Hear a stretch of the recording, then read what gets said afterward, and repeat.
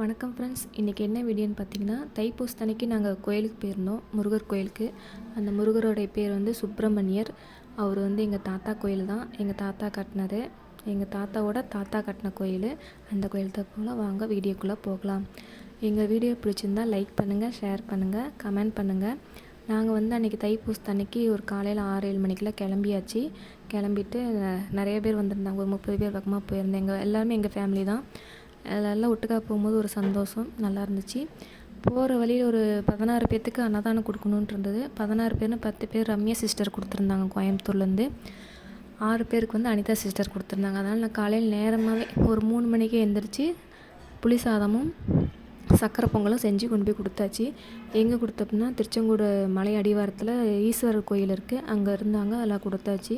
அது வந்து முன்னாடி ஒரு விநாயகர் கோயில், அந்த விநாயகர் கோயில் தான் இது. அப்படியே அந்த கோபுரம் தரிசனம் பண்ணிக்கோங்க. கொடுத்து முடிச்சுட்டு அப்படியே எங்கள் தாத்தா கோயில் இருக்கிற வீட்டுக்கிட்ட போயிட்டோம். அங்கே போனோடனே காலையில் டிஃபன் போட்டாங்க. இட்லி சாம்பார் சட்னி சாப்பிட்டுட்டு உடனே காவடி எடுக்க கிளம்பிட்டு. இந்த பெரிய காவடி தான் எங்கள் தாத்தா காலத்துலேருந்து அது பாதுகாத்து வந்துட்டுருக்குறாங்க. எங்கள் அக்கா பொண்ணு டான்ஸ் ஆடினா காவடி எடுத்துக்கிட்டு, தங்கச்சி பொண்ணு ஆடினாங்க. நல்லா இருந்துச்சு. எல்லோரும் காவடி எடுத்துகிட்டு ஆடுறத பார்த்தா ரொம்ப சந்தோஷமாக இருந்தது. அப்புறம் என் தங்கச்சி வர முடியாதனால அவங்க வேல் வந்து முருகருக்கு கொடுக்கணுன்னு வேண்டுதல் வச்சுருந்தாங்க. அந்த வேலும் கொண்டு வந்து கொடுத்தாச்சு. அந்த வேல் தான் எங்கள் பாப்பா கையில் வச்சு ஆடிட்டுருக்கிறா. நிறைய பேர் வந்திருந்தாங்க, நிறைய பேர் காவடி எடுத்து ஆடினாங்க.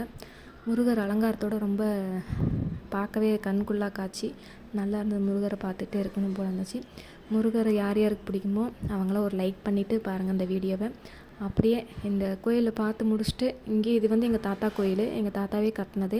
அப்படியே நாங்கள் வந்து ஆயா கோயிலுக்கு போனோம். ஆயா கோயில்னால் அழியா இலங்கை அம்மன் கோயில். இது வந்து பாலப்பாளையம் புதூரில் இருக்குது. நீங்கள் யார் யாரும் போயிருந்தீங்கன்னா கமெண்ட்டில் சொல்லுங்கள். கோயில் பார்க்கவே அவ்வளோ பெருசாக இருந்தது, நல்லா இருந்துச்சு. அங்கே உள்ள சிலைகள்லாம் ரொம்ப அழகாக இருந்தது.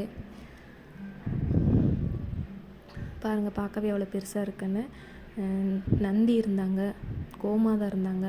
கோமாதா அப்படியே பால் வந்து புத்துக்குள்ளே போகிற மாதிரி அப்படி ஒரு சிலை அழகாக இருந்துச்சு பார்க்கவே. முனியப்பர்லாம் இருந்தாங்க. எங்கள் தாத்தா கோயில் எப்படின்னா, எங்கள் தாத்தாவோட தாத்தா அவங்க வந்து ஒரு ஊர்லேருந்து இடத்த விற்று இந்த ஊருக்கு வந்து இடத்த வாங்கி இருந்தாங்களாமா. பசங்க வந்து 4 பேருமே கண்டுக்க மாட்டாங்களாமா, யாருமே பார்த்துக்காம விட்டாங்க.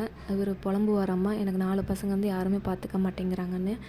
ஆனால் கனவில் வந்து முருகர் சொல்லியிருக்கிறாரு, என்னையும் பார்த்துக்க ஆள் இல்லை, நீ என்னை பார்த்துக்கோ, உனக்கு நான் பையனாக நான் இருக்கிறேன்னு சொல்லியிருப்பாருங்க. கனவில் சொன்னதாக சொல்கிறாங்க.